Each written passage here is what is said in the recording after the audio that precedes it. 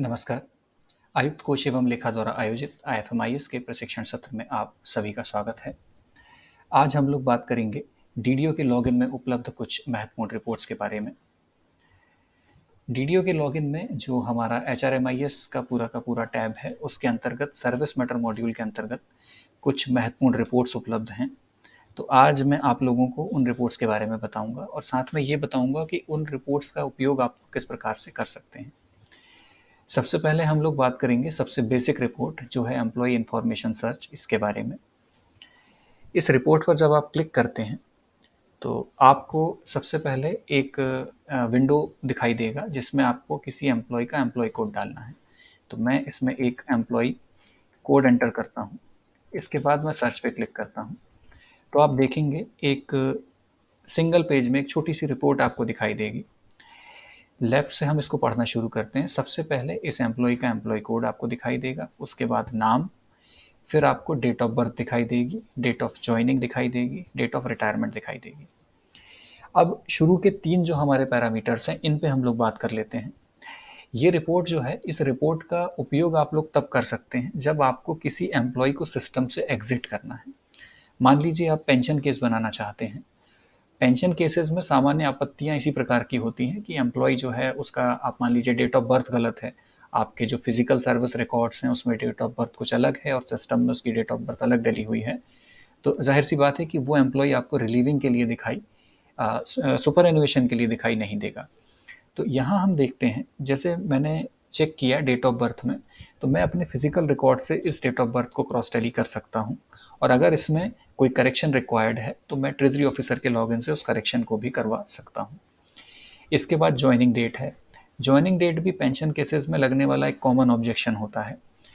होता यही है कि सिस्टम में हमारी ज्वाइनिंग डेट कुछ अलग होती है और जो हमारे डॉक्यूमेंट्स हैं ऑफिस में, उनमें हमारी ज्वाइनिंग डेट अलग होती है। अल्टीमेटली जो आपके फिजिकल डॉक्यूमेंट्स हैं वो आज भी ज़्यादा ऑथेंटिक माने जाते हैं, तो उनके आधार पे फिर इसमें चेंज के लिए आपको रिक्वेस्ट देनी पड़ती है। इसके बाद रिटायरमेंट डेट का आपके पास में एक ऑप्शन है। रिटायरमेंट डेट को आप अलग अलग तरीके से यूज़ कर सकते हैं। जैसे इससे आप उस एम्प्लॉय को पकड़ सकते हैं जो एम्प्लॉय एक्चुअल में रिटायर हो जाना था आपके फिजिकल डॉक्यूमेंट्स के हिसाब से, लेकिन वो सिस्टम में रिटायर नहीं हो रहा है, तो आप यहाँ से उसे चेक कर सकते हैं। फिर हमारी रेजिग्नेशन एंड VRS का एक कॉलम दिया हुआ है। इसका उपयोग ये है कि जो हमारे पुराने एम्प्लॉयज़ हैं, जैसे जो रेजिग्नेशन और VRS की जो प्रोसेसेस हैं, ये 2019 के आसपास हम लोगों ने सिस्टम में कंपलसरी की हैं, लेकिन उसके पहले के जो एम्प्लॉयज़ थे उनके रेजिग्नेशन या VRS की एंट्री सिस्टम में नहीं है। अब चूंकि सारे पेमेंट सिस्टम से करना आवश्यक है, तो आपको सिस्टम को ये बताना ज़रूरी है कि ये एम्प्लॉय किस डेट पर VRS ले चुका है। एक उदाहरण हम लोग लेते हैं। मान लीजिए किसी एम्प्लॉय ने पिछले साल मार्च में, यानी मार्च 2021 में उसने VRS ले लिया है। अब आज आपको आवश्यकता होती है कि उसका कोई पेमेंट आपको करना है, लेकिन आप जब उसका पेमेंट करने जाते हैं तो सिस्टम उसकी शीट्स को आज की डेट तक जनरेट करता है।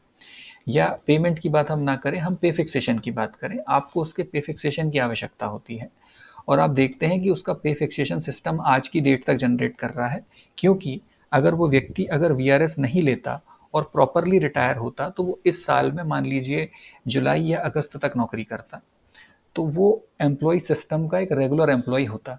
तो आपको सिस्टम को ये बताना पड़ेगा कि इस व्यक्ति ने 31 मार्च 2021 को VRS ले लिया है। तो आप उसका एम्प्लॉय कोड इस एम्प्लॉय इन्फॉर्मेशन सर्च की स्क्रीन में डाल के ये देख सकते हैं कि उसके रेजिग्नेशन या VRS जो भी स्थिति बने, उसकी एंट्री सिस्टम में है या नहीं है। इसके बाद हमारा डिमाइस डेट का एक विकल्प यहाँ पे आपको दिया गया है, एक कॉलम डिमाइस डेट का है। इसका उपयोग ये है कि जो हमारे केसेस हैं ऐसे एम्प्लॉयज़ के जिनकी मृत्यु सेवारत रहते हुए हुई थी और उनका कोई क्लेम आपको निकालना होता है उनकी मृत्यु दिनांक तक का, तो आपको सिस्टम में उसकी डिमाइस डेट की एंट्री, जो हमारा एक प्रीवियस वीडियो भी है, आप अपने हमारे जो यूट्यूब चैनल है ऑफिशियल, उस पर आप देख भी सकते हैं। एक मैंने पूरी एक्सग्रेशिया की प्रोसेस उसमें समझाई हुई है। तो उस प्रोसेस के माध्यम से आपको सिस्टम में उसकी डिमाइस डेट की एंट्री कंपलसरीली करना है। अदरवाइज सिस्टम क्या करेगा, उस एम्प्लॉय को जीवित मानते हुए उसके टिल डेट तक के सारे क्लेम्स और फिक्सेशंस जनरेट करने लगेगा। तो यहाँ से आप इस चीज़ को पकड़ सकते हैं कि उसकी डिमाइस डेट की एंट्री सिस्टम में है या नहीं। डिमाइस डेट की एंट्री फैमिली पेंशन के लिए भी कंपलसरी है, तो उस पर्पज़ से भी आप इसकी एंट्री सिस्टम में अवश्य करें। इसके बाद देखेंगे आप यहाँ पे आपको करंट ऑब्लिक रिलीज्ड डिपार्टमेंट दिखाई दे रहा है। यहाँ से आप चेक कर सकते हैं कि वो एम्प्लॉय मूलतः किस डिपार्टमेंट का था, या करंट में किस डिपार्टमेंट में है, या रिलीज किस डिपार्टमेंट से हुआ है। फिर करंट रिलीज डीडीओ लोकेशन देते हैं, तो यहाँ से आप उसका डीडीओ कोड चेक कर सकते हैं। फिर उसके ऑफिस की लोकेशन आपको दिखाई देगी, जैसे ये एम्प्लॉय जो है directorate of treasury and accounts के एम्प्लॉय हैं, तो ये आपको दिखाई दे रहा है। यहाँ आपको टैग डेट दिखाई देगी। टैग डेट देखिए एक कठिन कंसेप्ट है, मैं उसको बहुत सरलता से समझाने की कोशिश करता हूँ। टैग का मतलब होता है ऑथोराइजेशन। 1/8/2019, इसका मतलब ये हुआ कि ये जो एम्प्लॉई हैं इनकी सैलरी सिस्टम में 1/8/2019 की डेट से ही निकल सकती है। इसके पहले की सैलरी वगैरह में सिस्टम इनको निकालने नहीं देगा। इसके बाद यहाँ स्टेटस देख सकते हैं आप कि ये जो एम्प्लॉय कोड है, ये एम्प्लॉय कोड सिस्टम में एक्टिव है या इनएक्टिव है। अगर ये आपको इनएक्टिव दिखाई दे तो आप इस एम्प्लॉय के लिए सिस्टम की कोई प्रोसेस यूज़ नहीं कर पाएंगे। तो आप सिंपली अपने डीडीओ के लॉगिन से इस रिपोर्ट के माध्यम से एम्प्लॉय कोड का स्टेटस भी चेक कर सकते हैं। यहाँ जो इज रिलीज्ड का विकल्प है, ये बड़ा महत्वपूर्ण विकल्प है। हमारे पास में कई बार ऐसी शिकायतें आती हैं कि एम्प्लॉय जो है वो सर्च नहीं हो रहा है, कहाँ पर है। तो अगर आपको कोई एम्प्लॉय सर्च करना है तो आप सिंपली इस रिपोर्ट का उपयोग करें। यहाँ पे आप उसका एम्प्लॉय कोड डालें। जैसे ही आप एम्प्लॉय कोड डालेंगे, ये पूरी की पूरी रिपोर्ट जब जनरेट होगी, अगर इज रिलीज्ड के लिए आपको यहाँ पे वाई दिखाई दे, इसका मतलब है वो एम्प्लॉय अभी रिलीज्ड है। अब वो रिलीज भी दो प्रकार से हो सकता है। वो एम्प्लॉय या तो आपका विद इन डीडीओ रिलीव हो सकता है, जो मैंने अपनी एक वीडियो में बताया है ट्रांसफर ज्वाइनिंग रिलीविंग वाले में, या फिर वो एम्प्लॉय आपका फ्री पूल में रिलीव हो सकता है। अगर वो एम्प्लॉय फ्री पूल में रिलीव होगा तो आपको यहाँ पे यस के साथ में फ्री पूल दिखाई दे जाएगा। तो इस रिपोर्ट के माध्यम से आप एम्प्लॉय से रिलेटेड ये इन्फॉर्मेशन को अपने जो भी आपके पर्पसेस हैं उनके लिए यूज़ कर सकते हैं। अब हम आते हैं हमारी दूसरी रिपोर्ट पे। ये रिपोर्ट है पे फिक्सेशन की रिपोर्ट। अगर आपको किसी शासकीय सेवक के पे फिक्सेशन चेक करने हैं कि उसके जो फिक्सेशन है उनकी स्थिति क्या है, तो वो आप उसका एम्प्लॉय कोड यहाँ पे डाल के जनरेट रिपोर्ट के माध्यम से चेक कर सकते हैं। जब मैंने एक एम्प्लॉय कोड डाला और सर्च पे क्लिक किया तो मुझे अपनी स्क्रीन पे एक पूरी की पूरी पे फिक्सेशन की रिपोर्ट दिखाई देगी। यहाँ आप देख सकते हैं इस शासकीय सेवक के इतने फिक्सेशंस हुए हैं। उन फिक्सेशंस में से कौन सा फिक्सेशन एक्टिव है वो आपको यहाँ दिखाई दे जाएगा, जो सबसे लास्ट कॉलम है, जो आपके पे फिक्सेशन की एक्टिविटी स्टेटस को बताता है। इसमें ये हमारा जो फिक्सेशन है सेकंड लास्ट वाला, ये एक्टिव है। फिर बाकी के सारे जो फिक्सेशंस हैं इनमें आप देख सकते हैं इनका जो स्टेटस है फिक्सेशन का, ये रिजेक्टेड है। ये सारे के सारे फिक्सेशंस आपके रिजेक्टेड हैं, तो ये सारे इनएक्टिव फिक्सेशंस हैं।